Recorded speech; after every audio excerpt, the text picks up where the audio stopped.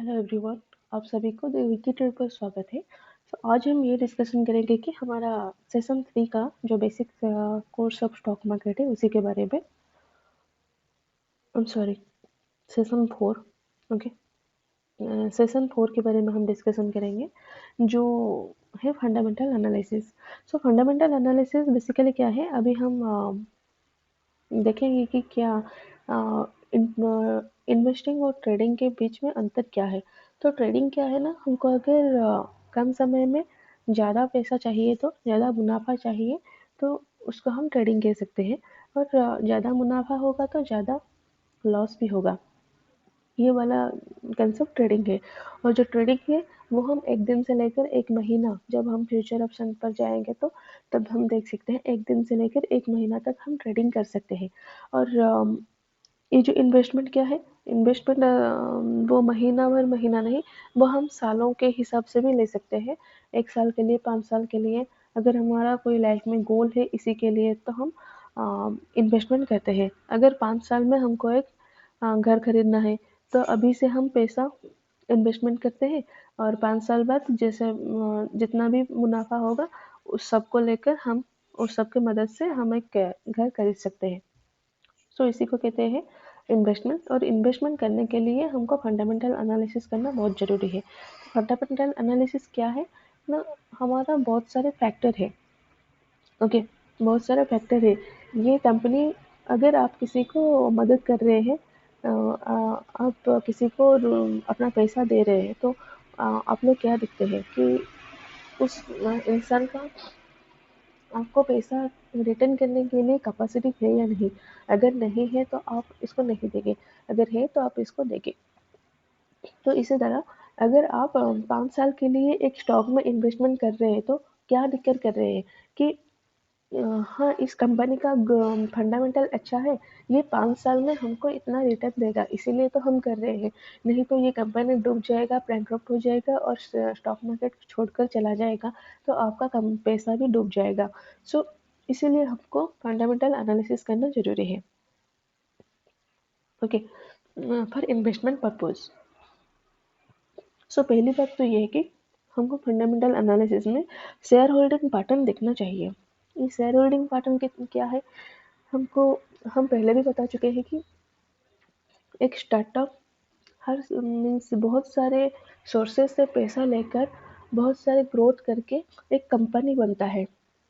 Okay, तो company बन गया, फिर भी इसको पैसा चाहिए तो वो स्टॉक मार्केट में आ गया, हम रिटेलर से भी वो पैसा ले गया। तो वो जो 100% शेयर मीन्स हर एक कंपनी का जो टोटल शेयर है वो हमेशा 100% ही रहेगा।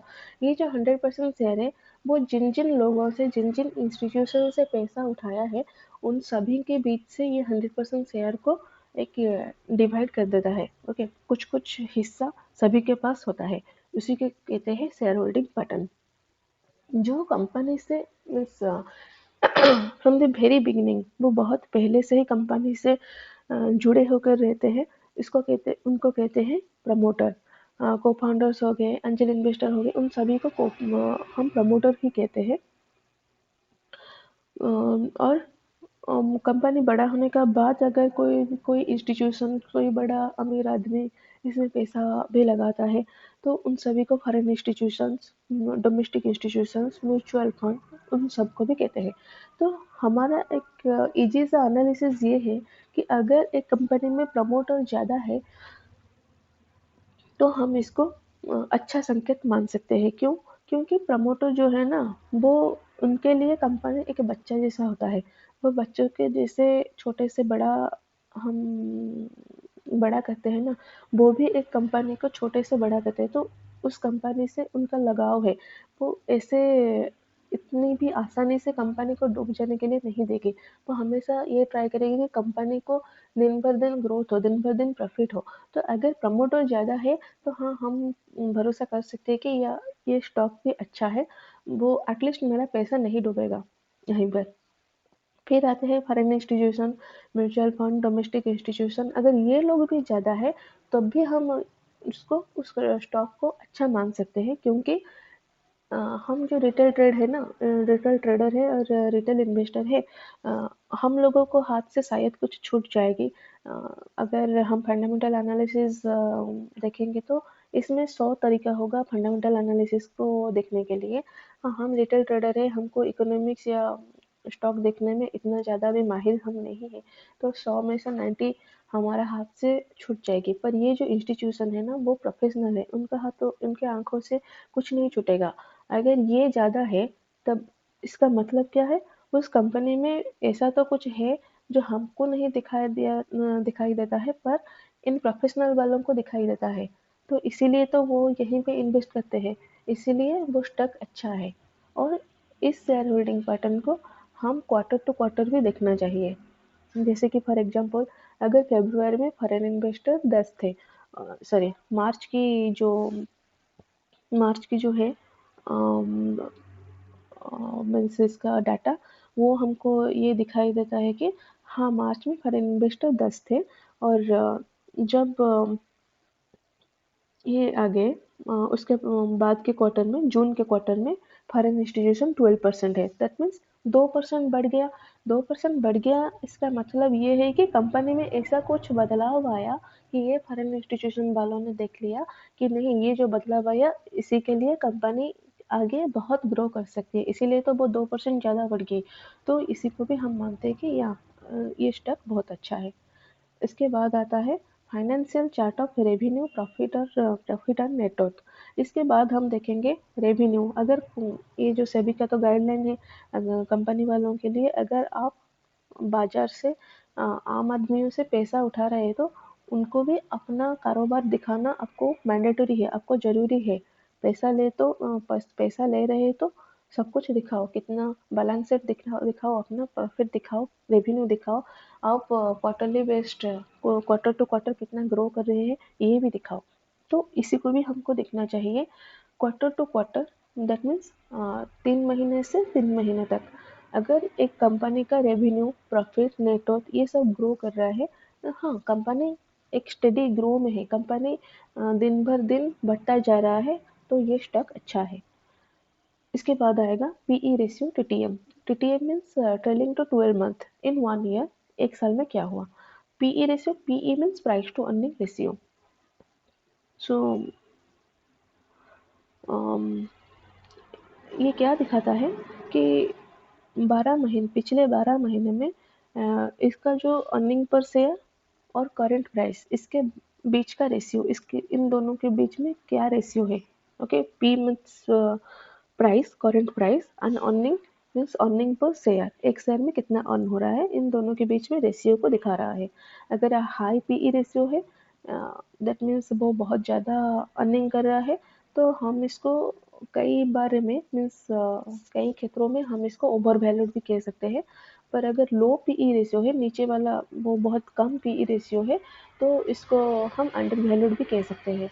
अगर ये 20 के 25 के बीच में है, तो ये पीई रेशियो गुड, अच्छा है। सो इसके बाद में हम जाएंगे पीबी रेशियो। तो पीबी रेशियो क्या है ना, P means price, B means book. Okay, it is the comparison. ये बहुत एक सिंपल सा कंपैरिजन है, किन किन के बीच में? कंपनी के market value and book value. Company का market value and book value में ये एक कंपैरिजन है। पीबी रेशियो ये एक रेशियो है। सो बुक वैल्यू क्या है? अगर कंपनी हम इसका पूरा जो कारोबार है उसको बंद कर देगा, उसका जो लोन है, डेब्ट है, उसको पे ऑफ कर देगा, उसका जो सभी के सभी एसेट है वो बेच देगा, तो जो बचकर रह जाएगा उसी को कहते हैं बुक वैल्यू। ओके, इसी को कहते हैं बुक वैल्यू। सो इफ एक सो एक अगर एक कंपनी का लो पीबी रेशियो है, then it is the under value. अगर हाई पीबी रेशियो है, then it is over value. अगर पीबी रेशियो लेस देन 3 है, पर बाद में हम ये देखेंगे कि मार्केट कैप को लेकर, अगर एक कंपनी का पीबी रेशियो 3 से नीचे है तो अच्छा है।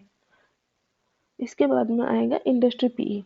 इंडस्ट्री पीई क्या है ना, जैसे हम आगे में एचएल का एग्जाम्पल लेंगे, तो एचएल एक डिफेंस सेक्टर में है।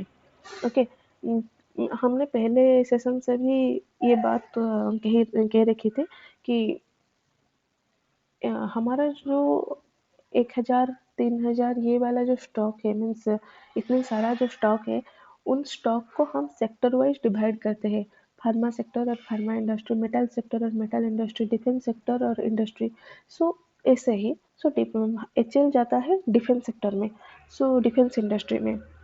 मान लो कि हमारा डिफेंस इंडस्ट्री में 10 स्टॉक्स है, 10 स्टॉक्स है, तो एचएल का खुद का एक पीई रेशियो है, और ये जो 10 स्टॉक है इंडस्ट्री का, उनका भी एक एवरेज कर लेंगे, उन सभी का पीई रेशियो का एक एवरेज कर लेंगे, तो ये भी एक पीई रेशियो बन जाता है। इसी को कहते हैं industry PE ratio. What is the price to earning ratio of this industry, ये इंडस्ट्री का प्राइस टू अर्निंग रेशियो क्या है। तो अगर ये 20 से 25 से निकलता है, तो इसको हम एक अच्छा सा इंडस्ट्री पीई रेशियो कह पाते हैं। तो इसके बाद में आता है debt to equity. Debt to equity ratio क्या है ना, ये भी एक कंपैरिजन है किस किस के बीच में।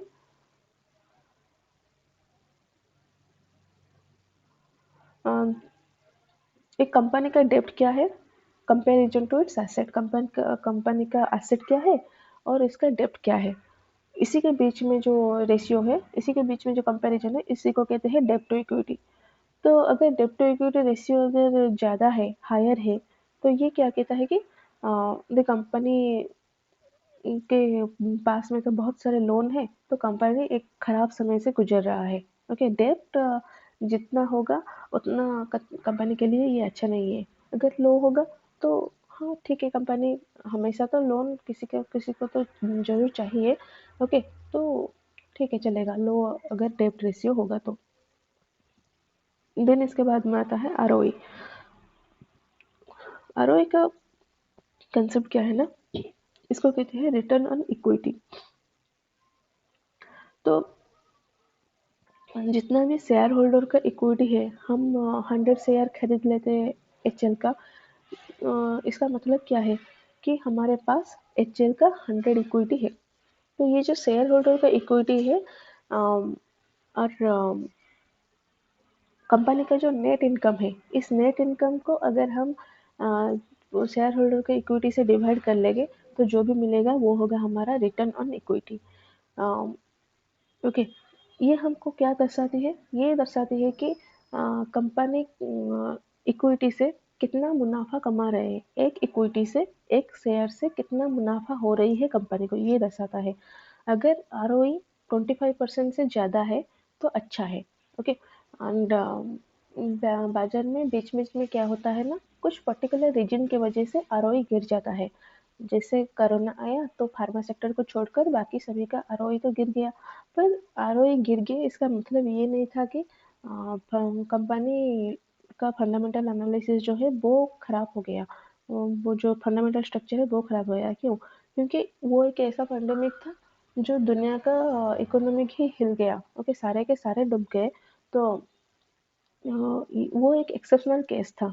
तो हम देखेंगे कि अगर 25% है, 25% से ज़्यादा है आरओई तो अच्छा है। इसके बाद में आएगा ईपीएस, ऐसे ही TTM, that means trail to 12 months.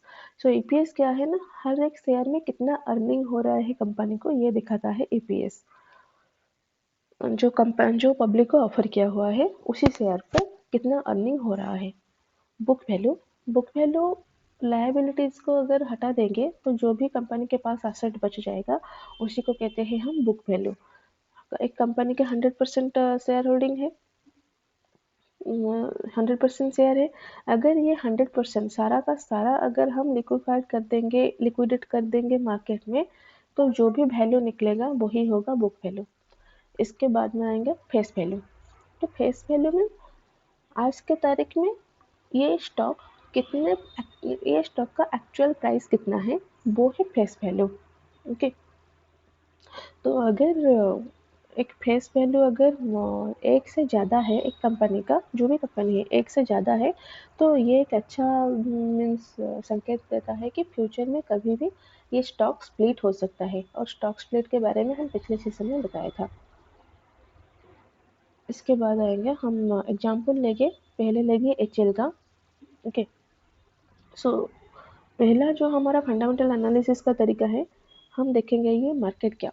ये मार्केट कैप क्या है ना, हमारे जो सारे कंपनियां हैं वो 3 सेक्टर में डिवाइडेड है। 3 सेक्टर में स्मॉल कैप इंडस्ट्रीज, 2000 करोड़ तक अगर इसका मार्केट कैप एक कंपनी का 2000 करोड़ तक है तो इसको कहते हैं स्मॉल कैप। 2000 करोड़ से 10,000 करोड़ तक है तो मिड कैप, और 10,000 करोड़ से ज़्यादा है तो उसी को कहते हैं हम market cap, sorry large cap. तो अगर एचएल एक लार्ज कैप कंपनी है, लार्ज कैप कंपनी का मतलब ये है कि इसमें बहुत सारा पैसा है, इसमें बहुत सारे इन्वेस्टर्स है। ओके, तो ये कंपनी अच्छा है। इसके बाद में आएंगे पीई रेशियो 27.02। हम लोग पीई रेशियो क्या दिखा रहा है, पीई रेशियो एक साल में प्राइस टू अर्निंग रेशियो क्या है। ओके, ये कंपनी का करंट प्राइस कितना है और कंपनी एक साल में कितना कमाया है, इसी को कहते हैं प्राइस रेशियो। तो प्राइस रेशियो 20 से 25 में अगर निकलता है तो ये एक अच्छा है। पर ये देखिए ये एक लार्ज कैप कंपनी है, एक लार्ज कैप कंपनी के लिए 27 जो पीई रेशियो है इसको हम अच्छा मान के चल सकते हैं। इसके बाद में आएगा PB ratio. PB ratio price to book value ratio, it is 7.53%। तो चलिए देखते हैं पीबी रेशियो क्या है। पीबी रेशियो, ओके, जो कंपनी का मार्केट वैल्यू है उसको कंपैरिजन करेंगे बुक वैल्यू से, वही निकलता है तो पीबी रेशियो। तो बुक वैल्यू क्या है ना, अगर कंपनी अपना सारे कारोबार बंद करके सारे डेट पे अप करके सारे एसेट भी सेल अप कर देगा, जो बचेगा वो होगा बुक वैल्यू। तो मार्केट वैल्यू और ये जो बुक वैल्यू इसके कंपैरिजन करेंगे, इसको रेशियो निकलेंगे तो जो होगा वो होगा पीबी रेशियो। अगर ये पीबी रेशियो 3 से कम है तो हम इसको अच्छा मान सकते हैं। और ये देखिए ये 7 है, पर 7 है तब भी ये पे अच्छा है क्योंकि ये एक लार्ज कैप कंपनी है और एक लार्ज कैप कंपनी के लिए 7 पे अच्छा है। देन इस पर आएगा इंडस्ट्री पीई रेशियो। तो जैसे कि हमने पहले भी ये बताया था कि इंडस्ट्री रेशियो क्या है, एचएल डिफेंस सेक्टर में जाता है। तो अगर डिफेंस सेक्टर में है 10 कंपनियां हैं तो उन सभी 10 कंपनियों का पीई रेशियो क्या है, उसका एवरेज है 35.03। सो अगर इंडस्ट्री पीई रेशियो 35.03 है और हाल एचएल का अकेला का रेशियो है, अकेले का पीई रेशियो है 27.02, then it is good in comparison to industry. Industry कमा रहा है 35%, मैं अकेला कमा रहा हूँ 27%, इट्स ओके। देन डेब्ट टू इक्विटी, डेब्ट टू मीन्स लोन। सो इसका लोन पर इक्विटी लोन है इसका 0। ओके, इसका कोई लोन नहीं है तो ऑब्वियसली ये अच्छा है।